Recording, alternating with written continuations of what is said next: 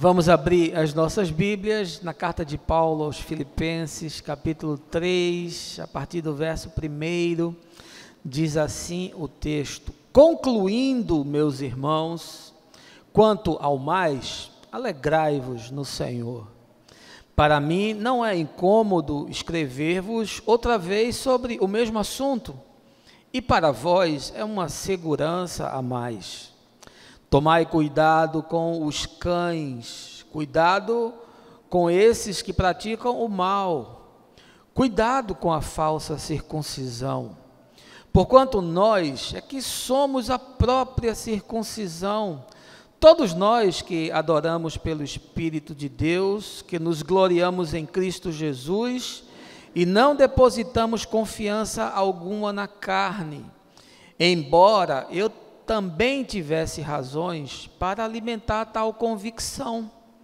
Ora, se alguém julga que tem motivos para confiar na carne, eu ainda mais. Circuncidado no 8º dia de vida, filho da descendência de Israel, da tribo de Benjamim, hebreu de hebreus, quanto à lei, fui fariseu, quanto ao zelo, persegui a igreja, quanto à justiça que há na lei, irrepreensível.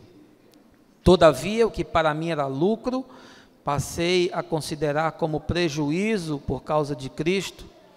Mais do que isso, compreendo que tudo é uma completa perda quando comparado à superioridade do valor do conhecimento de Cristo Jesus, meu Senhor, por quem decidi perder todos esses valores, os quais considero como esterco, a fim de ganhar Cristo e ser encontrado nele, não tendo por minha a justiça que procede da lei, mas sim a que é outorgada por Deus mediante a fé, para conhecer Cristo e o poder da sua ressurreição e a participação nos seus sofrimentos, identificando-me com ele na sua morte, com o propósito de, seja como for a ressurreição dentre os mortos, nela estar presente.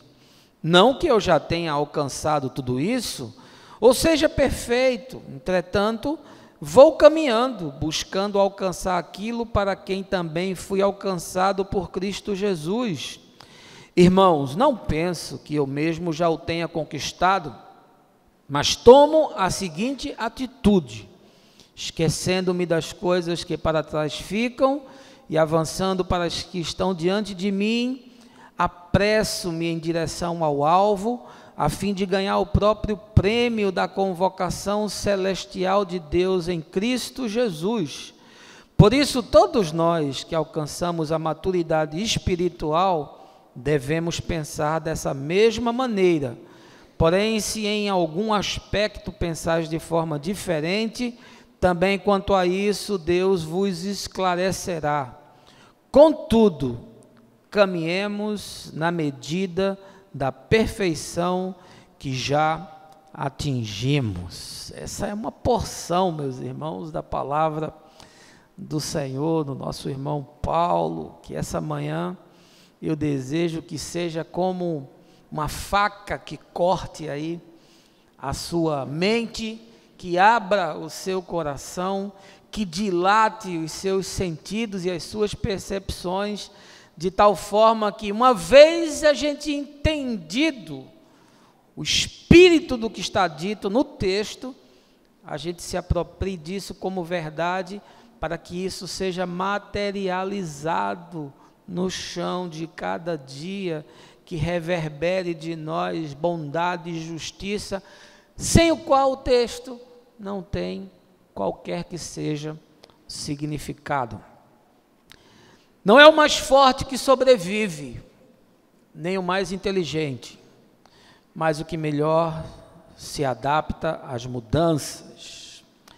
A frase famosa é de Leon Megson, que é professor da Louisiana State University, num discurso que ele proferiu em 1963, onde expôs sua interpretação das teorias de Charles Darwin sobre a origem das espécies. De fato, Viver é o exercício disciplinado de sobreviver às mudanças, mudando, de não se fossilizar com o que já foi aprendido, de não se intimidar diante de novos desafios.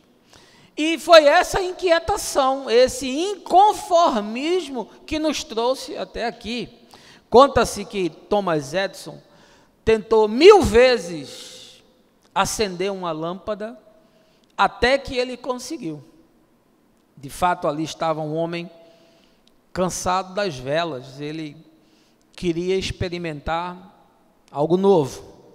Alvin Toffler, escritor futurista norte-americano, doutor em letras, leis e ciência, conhecido mundialmente pelos seus escritos sobre a revolução digital, é um autor que eu gosto, afirmou quase que a mesma coisa de Megson, ainda que adaptado à nossa realidade. Ele disse assim: os analfabetos do século 21 não serão aqueles que não conseguem ler ou escrever, mas sim aqueles que não conseguem aprender, desaprender e reaprender. Na sociedade da informação, as coisas mudam de uma forma tão rápida e exigem das pessoas uma capacidade de adaptação tão grande, que a gente se desatualiza às vezes de uma semana para outra. Nós estamos nesse momento no que afirma o físico Fritjof Capra, aquele ponto de mutação. Nós estamos na fronteira da próxima revolução tecnológica que nos trará a geração dos robôs com inteligência artificial. Máquinas que farão praticamente tudo o que eu e você fazemos. E a questão é, você está pronto para isso? A sua profissão vai sobreviver a isso? Há um homem na Bíblia que me encanta pela sua capacidade de se adaptar e de se reinventar, um homem que teve a coragem de abandonar o que ele julgou estar obsoleto, que demonstrou tenacidade para abraçar um modelo totalmente diferente de vida e de prática de fé. Paulo de Tarso, o apóstolo dos gentios, era um homem incansável, disposto a jogar fora os antigos mapas, para redesenhar novos caminhos e possibilidades. E você, meu irmão, me diga aí, como é que você se posta diante dos desafios da existência? Você é daqueles que possui convicções inamovíveis? Você é daqueles que morre pelas suas crenças, sem se deixar jamais persuadir por algo? Você acredita que há coisas que deveriam ser desaprendidas, porque a gente aprendeu errado? Ou imagina que tudo o que você faz está certo? Você já se deu conta que talvez alguns dos seus conceitos e comportamentos poderiam ser ejetados da sua história, das suas relações, da sua forma de exercer, quem sabe até a sua profissão? Talvez por conta da sua idade você imagine que já sabe muito, já sabe tudo, e não há mais possibilidade de aprender algo novo, porque a única verdade debaixo do sol é aquilo que você já introjetou como conceito. Pois bem, essa manhã eu queria tratar desse tema e quem sabe até mudar essa sua convicção, mas não queria fazer isso sem antes lhe convidar a um momento de oração. Baixa aí a sua cabeça, feche os seus olhos. Meu Pai, nós entramos essa manhã na Tua presença com o desejo e a coragem de visitar os nossos conceitos, os nossos valores, a forma como vivemos, as tradições que absorvemos. Estamos nesse local com o espírito aberto desarmados para encarar aquilo que a Tua palavra nos propõe e, sobretudo, com a coragem de fazer mudanças, caso isso seja necessário. Portanto, essa manhã, alarga, Senhor, o nosso entendimento e dilata o nosso coração para compreender a Escritura e o Evangelho conforme o ensino de Jesus. Isso é o que eu te peço, no nome do Senhor. Amém.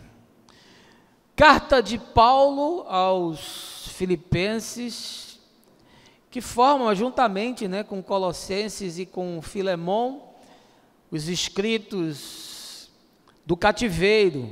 E apesar das divergências que há com relação ao local e à datação, eu fico com os críticos que asseguram que a epístola foi escrita em Roma, quando Paulo estava preso, ali por volta do ano 61 depois de Cristo. Nesse capítulo 3, que a gente leu essa pequena porção, Paulo está tratando de alguns aspectos ligados ao que ele chama de maturidade espiritual. E aí ele diz aqui no verso 15: por isso, todos nós que alcançamos a maturidade espiritual, devemos pensar dessa maneira.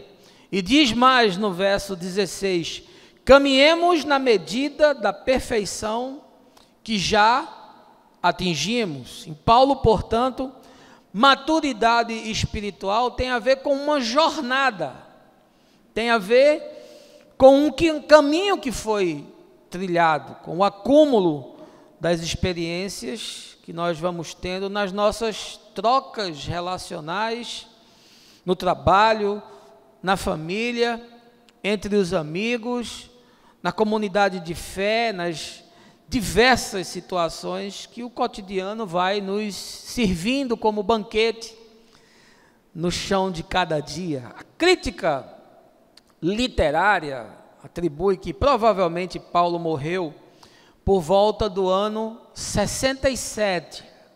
O bispo Eusébio de Cesareia, que era um estudioso da igreja primitiva, escreveu no século IV, ele afirma que Paulo foi decapitado em Roma, próximo ao final do reinado do imperador romano Nero. E aí os especialistas afirmam que quando ele faleceu tinha 62 anos. Portanto, quando a gente faz as contas, se em 67 ele tinha 62 anos, em 61, quando ele escreveu a epístola, ele tinha 56 anos. Ele era um pouco mais velho do que eu sou hoje.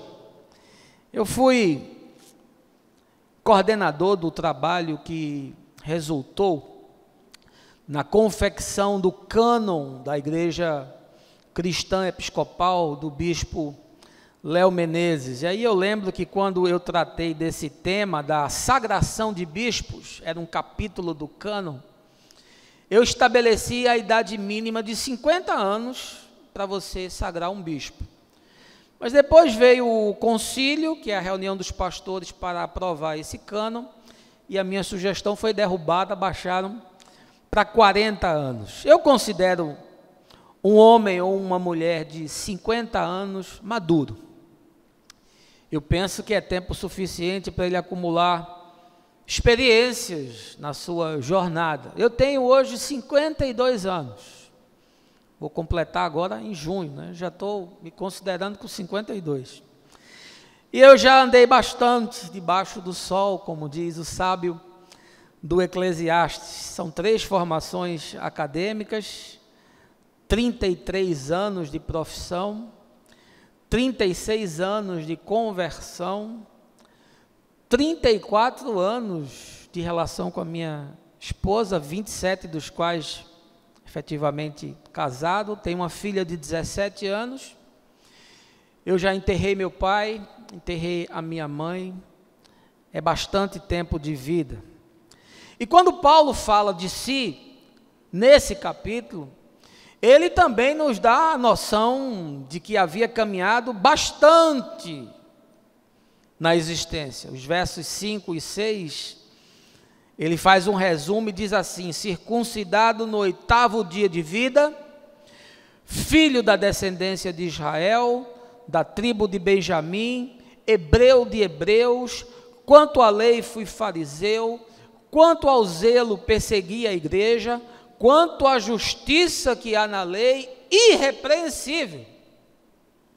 Era um homem experimentado. Eu já li diversos comentaristas que afirmam que Paulo era o homem mais capacitado e mais habilidoso do primeiro século.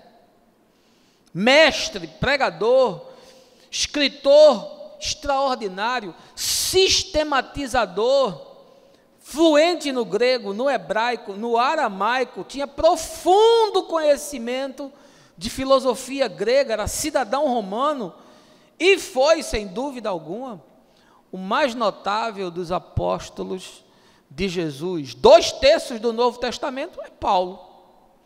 As doutrinas mais profundas da fé cristã foram sistematizadas por Paulo. A Carta aos Romanos é um compêndio que Calbart escreveu um comentário com 500 páginas, num resumo que nós temos aqui de 16 capítulos. Se a gente fosse fazer justiça, Paulo certamente mereceria o Nobel de Literatura, pela sua obra.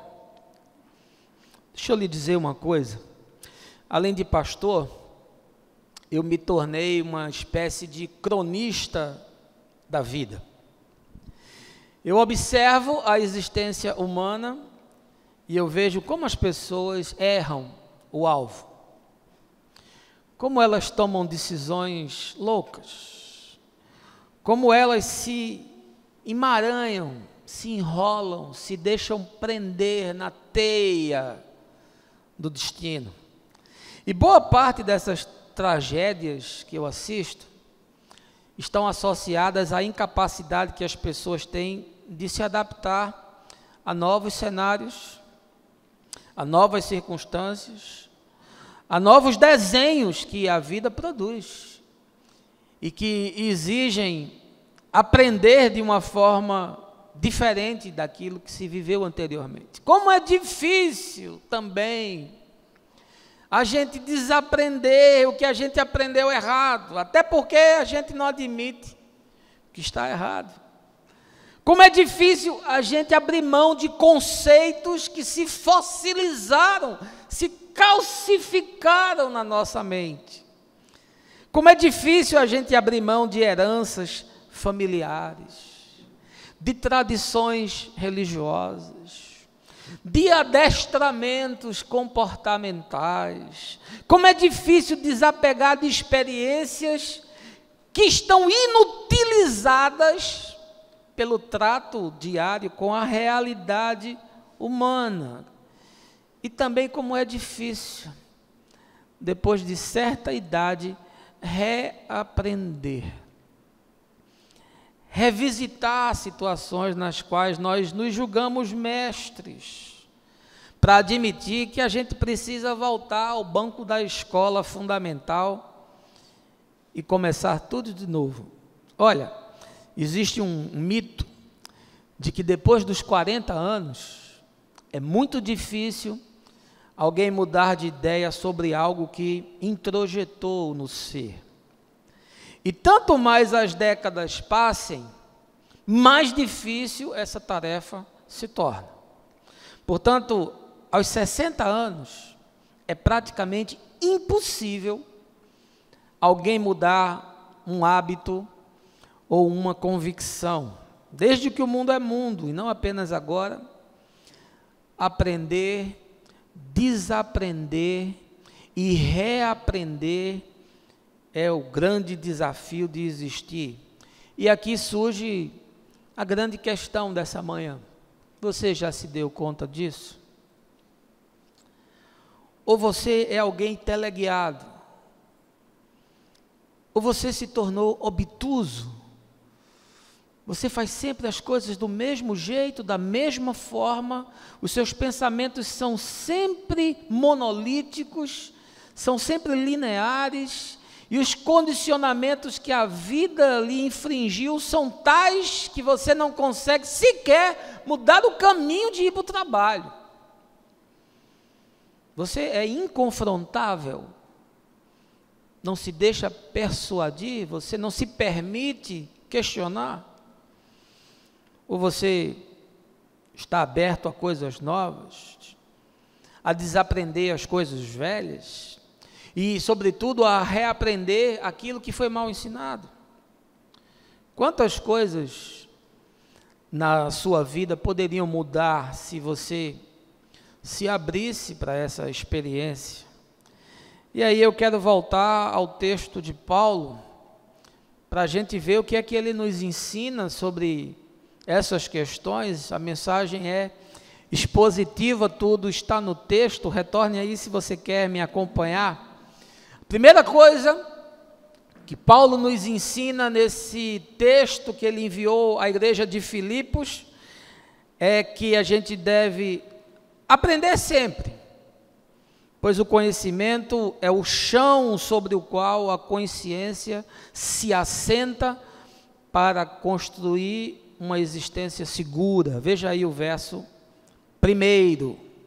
Ele diz: concluindo, meus irmãos, quanto ao mais, alegrai-vos no Senhor. Para mim não é incômodo escrever-vos outra vez sobre o mesmo assunto, e para vós é uma segurança a mais. Paulo foi um homem que gastou os seus dias ensinando as verdades do evangelho que ele havia aprendido. Quando a gente lê o texto de Atos dos Apóstolos e vê a experiência de Paulo na cidade de Éfeso, o texto diz que ele passou 3 anos de casa em casa ensinando a Escritura.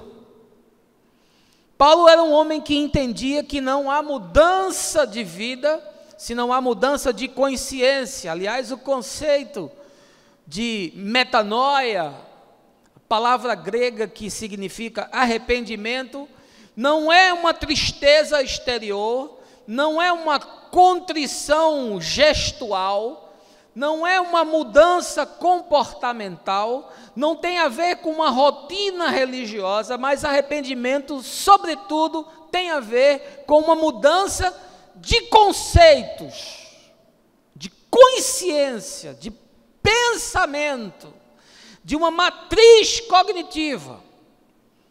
Se isso não acontece, meu amigo, você pode virar um macaco, porque o macaco você adestra ele para fazer macaquice. Eu quero lhe confessar uma coisa com tristeza. Eu olho para os crentes nesses dias e eles me parecem macacos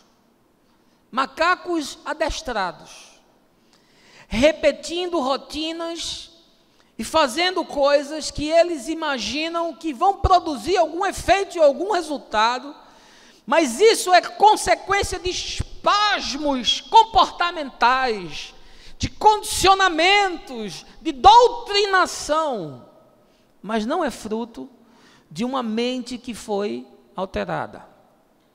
Por isso Paulo, quando escreve aos Romanos, diz: transformai-vos pela renovação da vossa mente. Ele não diz vista uma roupa diferente, fale linguagem de gueto, participe de reuniões, dê o seu dízimo, tome a santa ceia. Ele diz: mude a sua mente, porque ele sabia que se a mente não mudasse, nada que reverberasse do ser teria coerência e consequência com a Escritura. Paulo era um homem que gastou a sua vida ensinando o Evangelho, e quanto mais ele ensinava, mais aquilo se solidificava na mente e no coração. E aqui surge uma questão: sobre o que você construiu a sua vida? Quais são as suas bases? De quem você aprendeu? E mais do que isso, o que você aprendeu de fato está certo? Você já parou para se questionar que talvez algumas coisas que você aprendeu estejam erradas? E talvez algumas coisas que você faz há muitos anos não sejam de fato para serem feitas? Eu acho curioso o fato de Paulo começar esse escrito dizendo para os filipenses: eu estou escrevendo para vocês a mesma coisa. E não é a primeira vez que ele afirma isso. Ele em outros momentos diz: eu estou falando as mesmas coisas. O escritor de Hebreus, e há muitos que acreditam que Paulo talvez tenha escrevido Hebreus, diz isso também no capítulo 5, eu estou dizendo para vocês as mesmas coisas, estou ensinando as mesmas coisas. Porque parece que depois de certo tempo, quando os conceitos se solidificam em nós, por mais que se fale uma verdade, por mais que se insista em trazer uma revelação, a pessoa não absorve mais. Mesmo que seja falar e repetir as mesmas coisas, as pessoas não entendem. Primeira coisa que ele nos ensina é que ele estava gastando a sua vida para ensinar, e portanto, se há alguém ensinando é porque é necessário aprender. O que é que você precisa aprender que até hoje você não aprendeu ainda? E que tristeza é quando a gente chega num ponto de dizer: eu não tenho mais nada o que aprender. E eu já vi tanta gente falando isso. Aliás, eu escolhi uma profissão desgraçada, porque na minha profissão você tem que aprender todo dia. Em tecnologia, não há nenhuma garantia que o que existe hoje vai existir amanhã. Que o diga isso a Kodak, que fazia máquinas fotográficas para bater foto com filme. Você já levou rolho para revelar? Que o diga isso os produtores de videocassete. Que o diga isso os construtores de Blu-ray. As tecnologias se tornam obsoletas e vão sendo substituídas.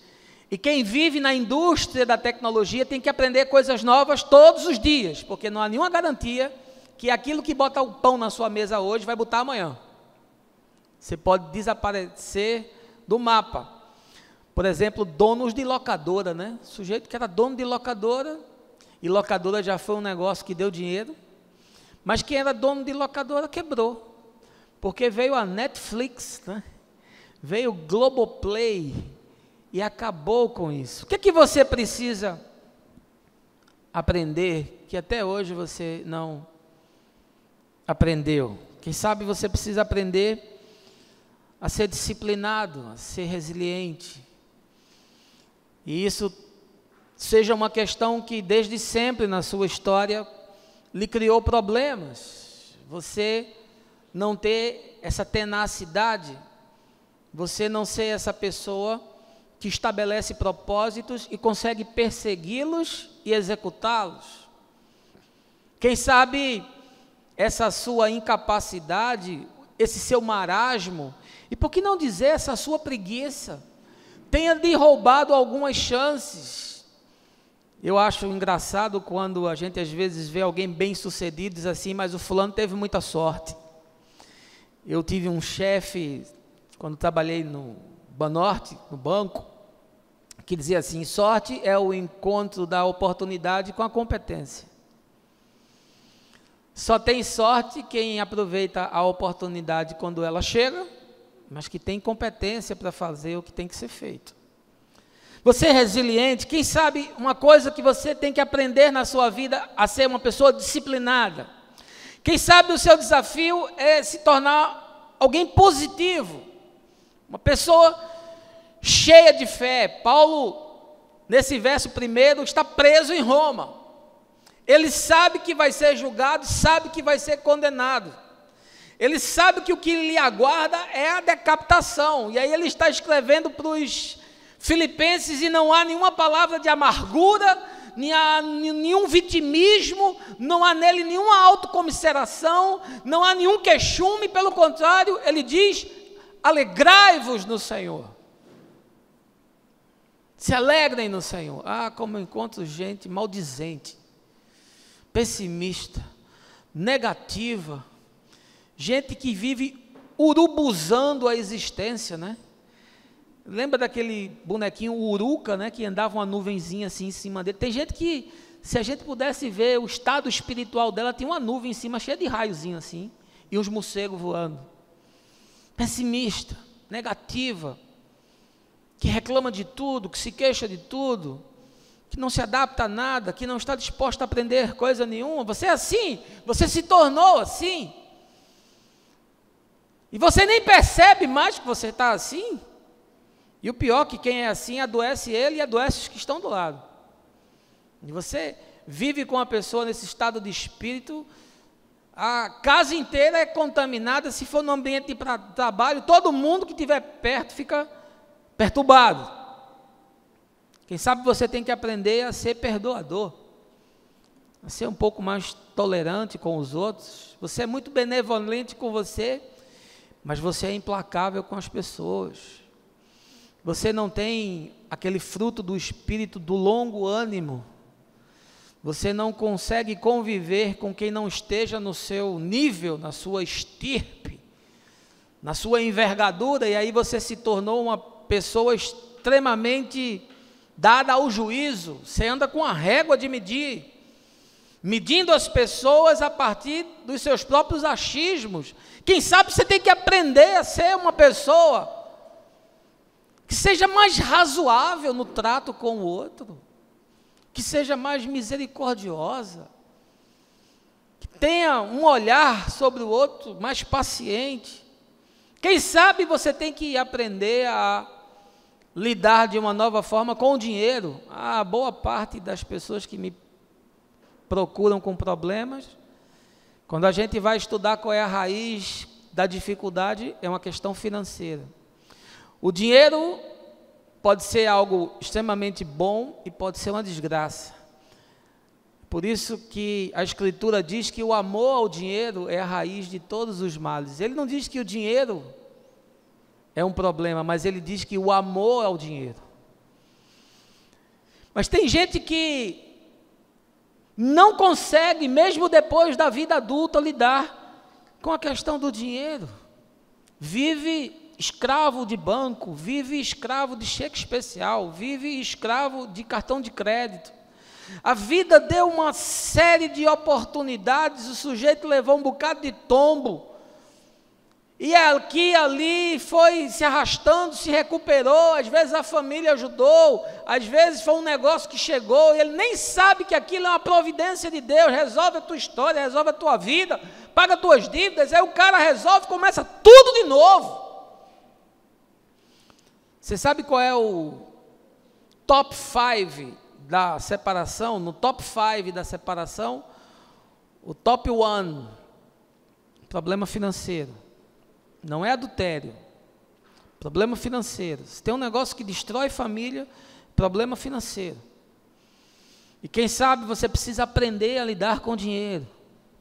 Você não faz conta, você não faz planejamento, você não tem reserva, você gasta os seus recursos com futilidade, você não pensa na sua família, você é egoísta, você só olha para você, você compra coisas para você. Você despreza que tem outras pessoas na casa, e sobretudo os filhos que precisam que os seus recursos sejam melhores empregados, e aí você se torna um cínico. Tem gente que se acostumou a pedir empréstimo à família, aos amigos, se acostumou a se envergonhice de viver desempregado. Eu tenho um amigo que diz que existe um tipo de desempregado que é o desempregado profissional. O cara se tornou profissional do desemprego, a profissão dele é ser desempregado. E ele acha que o mundo tem a obrigação de sustentá-lo, a família, o irmão, a tia, a avó, o pai, a mãe, o primo, porque ele é um desempregado profissional. Você precisa aprender a lidar com dinheiro. E você já se tornou velho e você continua endividado. Quem sabe você tem que aprender a ser leal nas suas relações. Como tem gente desleal no trato com o outro, né? Não é só desleal com marido e com mulher, não. É desleal com todo mundo, é desleal com o sócio, é desleal com o pastor, é desleal com os amigos, é desleal com o chefe. O sujeito não consegue viver sem enganar, sem passar a perna, sem tirar vantagem. Ele está sempre achando uma maneira de levar a melhor, porque lealdade não é uma coisa que tenha significado para ele, porque ele passou a vida sendo enganado, e aí ele pensa assim, é melhor enganar do que ser enganado, e aí ele se torna desleal com tudo que faz, ele se torna inclusive desleal com ele próprio, porque não raro ele muda as suas convicções para se ajustar a uma situação que de alguma forma ele vai tirar proveito. É aquilo que afirma o Groucho Marx, né? Aquele humorista norte-americano que diz, esses são os meus princípios, se você não gostar deles, eu tenho outros. Usa os princípios que melhor lhe convém. Você é desleal? Você é desleal com a sua parceira, com o seu parceiro? Você é desleal com a sua família? Você é desleal com seus filhos? Você é desleal com a empresa na qual você trabalha e da qual você tira o sustento? Você é desleal com os seus amigos de caminhada na fé? Será que é sobre isso que você tem que aprender? A gente que não aprende nunca a se tornar maduro, sólido das suas convicções, a viver por princípios, é gente que sai fazendo remendo na história a vida inteira, botando remendo novo em vestido velho, não toma decisão, nunca faz um acerto de contas com a sua própria história, não faz reparações, não altera mapas que precisam ser mudados, gente que nunca aprende a chegar à idade adulta. São adolescentes de 50 anos, de 60 anos, de 40 anos. Homens infantis, bobões, babacões, meninões. Mulheres que são criançonas, que são adolescentes, fúteis, que não chegam nunca à maturidade, pior ainda, que quando é gente que se esconde dentro de igreja, que deveria ter aproveitado das verdades do Evangelho e do Espírito Santo para mudar a história e não aprende nunca, não cresce nunca, a vida toda repete os mesmos equívocos. Aí Paulo fala aos filipenses, olha, estou ensinando as mesmas coisas, vê se vocês aprendem, porque isso é uma segurança para vocês. Aliás, é curioso esse texto, né? Porque a igreja gosta muito de mover, né? Um mover, né? O mover é uma novidade, né? Toda vez que você ensina um negócio, diz assim, isso aqui é um novo mover, aí a idiotada dos crentes lota, né? Porque o cara gosta de profecia, ele gosta de esquisitice, ele gosta de maluquice, tudo o que for novo atrai atenção. Aí Paulo diz, não, eu estou ensinando a vocês as mesmas coisas. Aliás, eu ensinar as mesmas coisas para vocês é uma segurança, é o que diz o texto. Estou dizendo as mesmas coisas como segurança para vocês, não estou inventando moda. Como crente gosta de moda, né? De coisas e de revelações que são supra-escritura, e Paulo diz, olha, se um anjo do céu vier ensinar um negócio diferente do que eu estou dizendo, ele é mentiroso, vocês rejeitem isso, pode ser um anjo do céu. E como existem pseudo-profetas, apóstolos e paipóstolos ensinando esquisitice, e as pessoas, esse tipo de coisa eles aprendem, que é o pior. Não aprendem o Evangelho, que é simples e objetivo e claro, mas aprendem todo o lixo doutrinário, e toda esquisitice, e toda mandinga, e toda macumba evangélica, e toda magia e feitiçaria feita em nome de Deus, porque de alguma forma isso vai trazer algum proveito.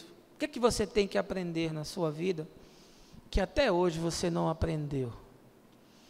O que é que você tem que, a partir de hoje, quando sair daqui, você mudar e dizer, isso aqui precisa ser aprendido, definitivamente na minha vida. Segunda coisa que Paulo nos ensina, é que a gente precisa ter a coragem de romper com a tradição e desaprender aquilo que se revelou inútil ou inadequado à vida. Veja aí os versos 7 e 8. Todavia, o que para mim era lucro, passei a considerar como prejuízo por causa de Cristo. Mais do que isso, compreendo que tudo é uma completa perda, quando comparado à superioridade do valor do conhecimento de Cristo Jesus, meu Senhor, por quem decidi perder todos esses valores, os quais considero como esterco, a fim de ganhar a Cristo. Palavra forte, né? Ele compara o que ele sabia antes como esterco. Isso aqui para o fariseu, isso aqui para o escriba, isso aqui para o doutor da lei, isso aqui para os membros do Sinédrio, era um escárnio e uma blasfêmia. Ele está dizendo que a lei, está dizendo que as convicções, as práticas religiosas, os ritos, as liturgias, os símbolos, os banhos litúrgicos, os ascetismos, as prescrições comportamentais, era lixo e esterco. Depois de que ele entendeu a soberania e a beleza da liberdade que há em Cristo Jesus. O que é que você precisa desaprender, meu irmão? Paulo tinha um currículo invejável. Com 52 anos ele escreveu essa epístola. Disse, olha, vocês precisam desaprender algumas coisas e ter coragem para romper com algumas coisas. Porque eu era fariseu, vivia da lei, era irrepreensível no trato dessas liturgias, desses serviços, dessas oblações, desses símbolos, mas chegou um momento que eu disse, não é mais assim, eu preciso desaprender, eu aprendi errado. Você tem essa coragem? Você tem essa consciência que há algumas coisas na sua vida com as quais você precisa romper, algumas coisas que você precisa desaprender porque você aprendeu errado? Agora, no caso de Paulo, desaprender essas coisas teve consequências. Aliás, quando você lê o texto de Atos sobre a conversão de Saulo, o que Jesus diz a respeito dele não é que ele ia ser um cara próspero, abençoado, andar com o jegue do último modelo, né? Morar numa casa de praia assim de frente para o mar da Galileia, tomando um bom vinho, comendo um churrasquinho de bode. Não, ele diz assim, eu vou mostrar para ele o quanto importa sofrer por amor do meu nome. Deixa eu lhe perguntar uma coisa essa manhã. Se Jesus dissesse para você assim, eu quero te ensinar o quanto importa sofrer por amor do meu nome, você seguia ele? Você seguia Jesus se ele dissesse, eu vou te mostrar o quanto importa sofrer por amor do meu nome? Você vai se tornar uma pessoa melhor, agora você vai sofrer para ser depurado. Você topava uma empreitada dessa? Ou você quer um Deus que te blinde, que te impermeabilize dos dramas humanos e das realidades tangíveis do que acontece debaixo do sol? Quais são as perdas que você vai enfrentar para experimentar algo novo? Qual o custo que você está disposto a pagar para experimentar algo novo? Paulo diz que teve que desaprender da coisa que para ele era mais importante, que era a justiça que procede da lei. Paulo é esse homem que diz que era irrepreensível, portanto ele é um seguidor disciplinado, quanto mais a sua vida gira em torno dessas crenças, desses ritos, desses atos, dessa gaiola de comportamento, dessa religião que mata o coração. Mas ele diz, eu vivia por isso, essa era a razão da minha existência. Até que eu entendi que a justiça não é pela lei, mas é pela fé. E ela independe de qualquer coisa que eu possa fazer, porque eu jamais cumprirei tudo, inclusive é jactância dizer que eu sou irrepreensível. É prepotência e é arrogância, é blasfêmia contra Deus, porque a justiça procede da fé, uma vez que ele disse, tudo está consumado. Ele entendeu isso. E ele disse que quando entendeu isso, o resto tudo virou esterco. É curioso como Paulo desapega, aparentemente de maneira tão fácil, mas não foi fácil não. Você tem a certeza que há cisões que a gente faz, que é como rasgar os ossos e a pele. É uma fratura exposta, você desaprender certas coisas, porque você foi criado dentro daquilo. E quando você toma consciência de que tem que fazer esses rompimentos, essas fissuras existenciais, esses cortes profundos, isso dói e dói muito. O que é que você precisa desaprender, meu irmão? Quem sabe você tem que desaprender sobre a sua cultura familiar, porque tem famílias que a cultura é neurótica, é perversa, e aí você arrastou essa cultura e reproduziu uma casa que é tão ou mais maluca do que a casa que você cresceu. Tem casas que são hospícios, que são lugares de tanta loucura, de tanta dor, e são emuladores de tanto sofrimento, e as realidades com as quais as pessoas convivem são tão adoecedoras que o sujeito se torna depois uma máquina de reproduzir desgraça e vai arrastando aquela cultura familiar por onde passa. Quantas pessoas eu já aconselhei que quando a gente vai entender a história de vida do indivíduo, a gente vê que aquilo veio do tataravô. E em cada esfera da hereditariedade, cada vez que a espiral se adensava, ia ficando pior. Eu não acredito em maldição hereditária, mas eu acredito na reprodução de condicionamentos psicológicos. Eu não acredito em maldições do ponto de vista da espiritualidade, porque em Jesus as maldições se encerram, mas eu acredito no potencial de reprodução de ambiências neuróticas. O que você tem que desaprender? Talvez a sua cultura familiar seja a pior possível. Seu pai era um louco, desvairado, um irresponsável, pervertido. Sua mãe talvez tenha sido uma mulher inábil, uma mulher inafetiva, uma mulher que nunca gastou energia em cuidar dos seus. Talvez tenha sido aquela mulher que profissionalmente não aconteceu, e aí a gente vai reproduzindo as nossas culturas familiares. Ou talvez você seja filho de uma casa muito religiosa, daquele catolicismo ibérico, cheio de tradições, cheio de normatizações, ou quem sabe de uma família pós-pentecostal, com toda aquela metafísica que você vê demônio em tudo, você vê possessão em tudo, você vê coisa extraordinária em tudo. Certa vez uma pessoa me escreveu dizendo: pastor, eu estou ouvindo vozes e vendo coisas.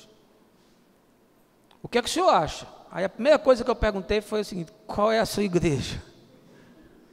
Porque dependendo da igreja, meu irmão, o cara vê o que não existe e ouve o que não sabe o que é.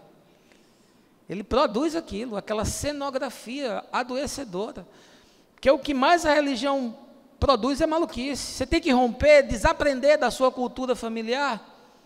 Essa cultura que fez de você esse indivíduo que você se tornou. Porque massacraram você e você agora atribui isso como seu álibi. Você é assim porque você foi feito assim. Engano, mentira. Em alguns casos, safadeza. Você não precisa ser assim. Você pode desaprender. Quem sabe você precisa desaprender a sua tradição religiosa. Como tem gente apegada à tradição. Porque o meu avô era batista, o meu pai era batista e eu vou morrer batista. Aleluia. Que desgraça. O meu bisavô era católico romano, o meu avô era católico romano, mamãe é católica romana, eu vou morrer católico também. Que tristeza, meu irmão. Você pode desaprender o que aprendeu errado. Onde que você vê Jesus aqui estimulando ninguém a viver com religião? A viver preso à denominação, a viver condicionado a esse cabresto dos xerifes da fé, a esse curral de igrejola. com usos e costumes que não tem nada a ver com a liberdade que o Evangelho propõe. Mas eu aprendi assim, vou morrer assim. Então morra, meu irmão. Chegue no céu lá de cara feia. Enquanto Jesus vai estar lá tomando um, aí você vai ficar escandalizado. Ele tomava aqui, você acha que ele não vai tomar lá? Ah, por favor, desaprenda o que você aprendeu errado, meu irmão.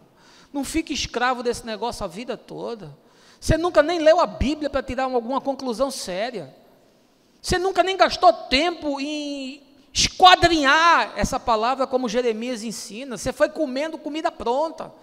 E te deram um lixo para comer e você acha que é pudim? Ah, por favor, não faça isso. Desaprenda. Gente que precisa desaprender os vícios relacionais. Gente que não consegue se relacionar com o outro porque vai sempre reproduzindo as mesmas coisas. E quanto mais reproduz, pior fica. Porque você se relaciona com gente como se estivesse se relacionando com coisa. E trata a gente como coisa descartável, que joga fora. Nós somos a sociedade dos descartáveis, né? A gente ama coisas e usa gente. E aí esses seus vícios relacionais foram sendo reproduzidos. Você trouxe isso. Que seu pai traía a sua mãe, você também trai a sua mulher. A sua mãe traía o seu pai, você também trai o seu marido. O seu pai era inafetivo, não dava atenção aos filhos, você cria seus filhos de maneira louca. Como se jogasse ele no mundo e ele crescesse sozinho. Essa semana a Gabriela fez 17 anos. E sabe qual é a minha alegria? É que ela está se tornando gente. Não é que ela está se tornando crente. Porque crê até o diabo crê. Mas ela está se tornando gente, porque ela está tendo referência em casa de pai e de mãe. Quais são os vícios relacionais que você precisa romper? As práticas que você trouxe, você precisa desaprender com isso. Desaprenda isso. Quando é que vai chegar a hora de você dizer, isso não serve, eu aprendi errado. Meu pai era minha referência, mas estava errado. Minha mãe era a referência, mas estava errada. Meu chefe era minha referência, mas ele estava errado. Vícios profissionais, gente que sai repetindo a mesma safadeza de um emprego no outro, enganando o cliente, passando a perna, emitindo meia nota, fazendo trambique, fazendo conchavo, fazendo escrotice, sempre para ganhar mais, para ganhar mais, para ganhar mais. Ganhe menos, meu irmão. Mas seja honesto. É melhor que você chegue pobre no céu do que rico e vá para o inferno. E já está existindo no inferno com esse amor todo ao dinheiro. O que é que você precisa desaprender? Quais são as práticas que você precisa romper? Qual é a ética que você precisa abraçar? Ah, pastor, mas todo mundo faz. Mas você não é todo mundo. Você é filho de Deus. Você foi alcançado pelo Evangelho para viver de forma diferente. Quais são as falhas de caráter que você precisa desaprender? Essa mentira que você continua mentindo. Você já é um homem velho e continua com a mesma mentira e safadeza de sempre. Sabe qual é um defeito que eu tenho dificuldade de conviver? O sujeito que marca comigo um horário e não cumpre. O sujeito que trata a minha hora como desprezível e a hora dele como a primazia. A gente não cumpre os nossos horários, a gente marca as coisas e não chega. A gente não chega nem na hora para o encontro, para estar diante de Deus. É um vício, a gente não desaprende, a gente nem reconhece. Quais são as suas falhas de caráter, meu irmão, que você precisa desaprender? Essa história de estar sempre querendo passar a perna no outro. Isso é falha de caráter. Essa questão de você sempre viver no engano. Estava lendo uma entrevista do Caio ontem, ele disse, alguém para se aproximar de mim tem que ter caráter. Para entrar na minha casa tem que ter caráter. É minha condição sine qua non. Ter caráter. A gente tem carisma, né? A gente ora em língua, profetiza, levanta as mãos, treme, cai no chão, rola. Conhece a Bíblia e não tem caráter. Por quê? Desaprenda. Você precisa desaprender. Paulo diz, eu considerei tudo isso como esterco, porque estava tudo errado. E teve a coragem de romper. Quando é que a gente vai ter a coragem de romper com certas coisas? Quando? Quando que a gente vai ter esse desapego? E em último lugar, o texto nos ensina que a gente deve buscar, encontrar a motivação e a resiliência necessária para reaprender o que ficou obsoleto e buscar novas metas. Veja aí o verso de 12 a 14. Não que eu já tenha alcançado tudo isso, ou seja perfeito. Entretanto, eu vou caminhando, buscando alcançar aquilo para que também fui alcançado por Cristo Jesus. Irmãos, eu não penso que eu mesmo já o tenha conquistado, mas tomo a seguinte atitude: esquecendo-me das coisas que para trás ficam e avançando para as que estão adiante de mim, apresso-me em direção ao alvo, a fim de ganhar o prêmio da convocação celestial de Deus em Cristo Jesus. Paulo sabia que o seu fim estava próximo. E aí, pouco depois desses dias, ele escreve a Timóteo. E na carta a Timóteo ele diz: eu combati o bom combate. Combati o bom combate.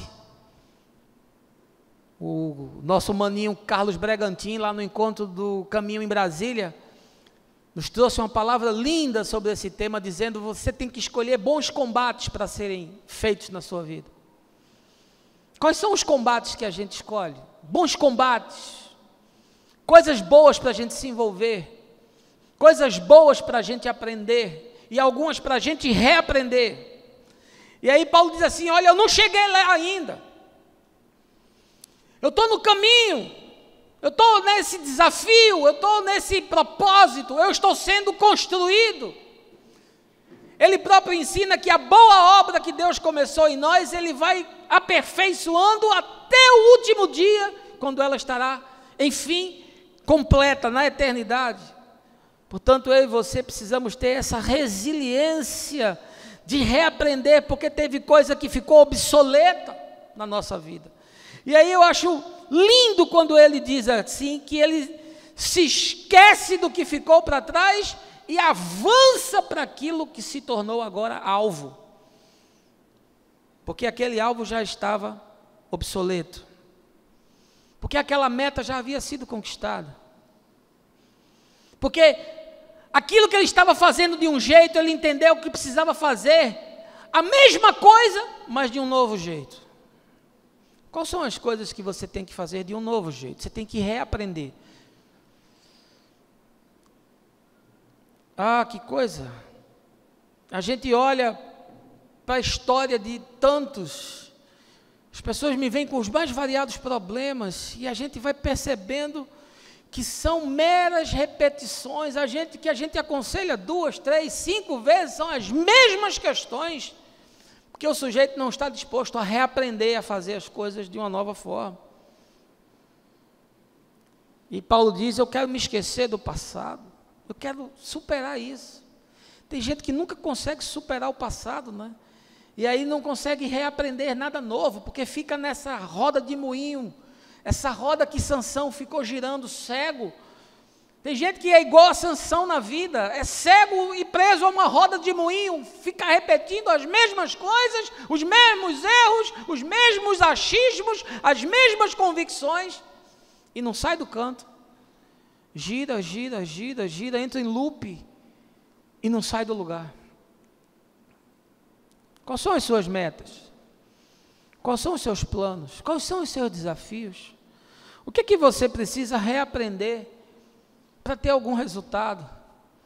Eu acho que foi Einstein que disse que é impossível você fazer sempre as coisas da mesma forma e imaginar que vai ter um resultado diferente. Tem gente que está a vida inteira fazendo as mesmas coisas e naquela esperança boba, alucinógena, mística, de que vai acontecer algo diferente. Meu irmão, quando é que essa ficha vai cair? Quantas coisas eu tenho ensinado. Eu outro dia estava olhando o meu canal no YouTube e eu fiquei pensando: meu Pai do céu, se quando eu me converti eu tivesse tido acesso a esse conteúdo, minha vida teria sido outra completamente diferente. Eu não tive acesso a nada disso. Eu vivi anos e anos e anos olhando a Escritura de uma forma completamente diferente da que eu enxergo hoje. Eu ontem naquele culto que eu estava, que eu falei para vocês aqui no começo, eu me senti um alienígena naquele ambiente. E eu acho que eles olharam para mim com essa roupa e esse cabelão e disseram: esse cara é um louco, é um doido.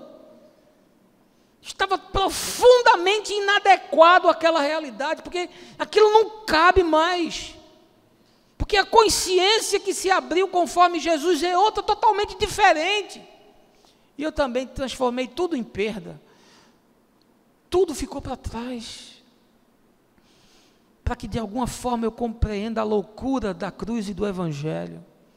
Jesus era um homem simples, de encontros humanos, de sentar nas casas das pessoas.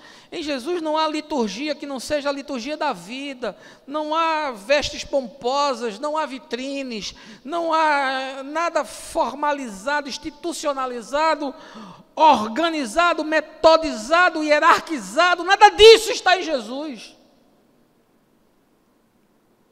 A não ser a simplicidade do ide, vão, façam discípulos, vão ensinando o que eu ensinei a vocês.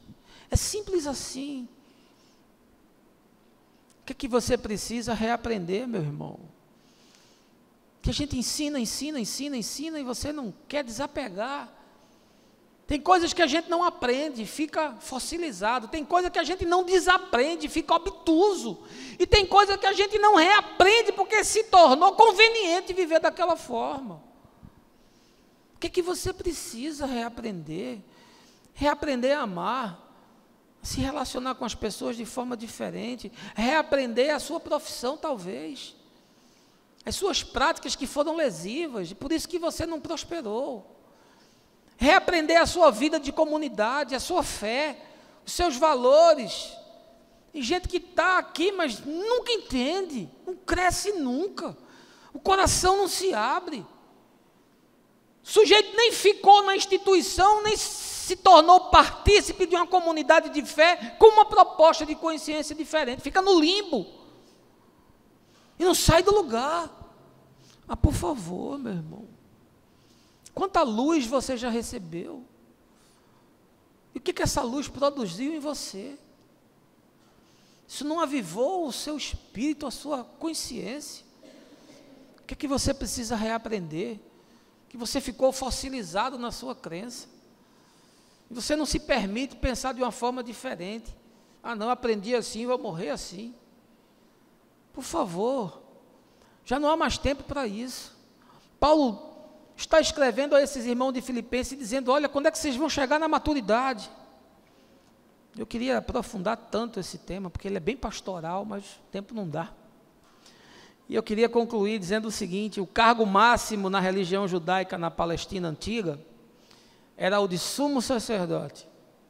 Nos dias de Jesus, essa função foi exercida por um homem chamado Joséfo ben Caifás.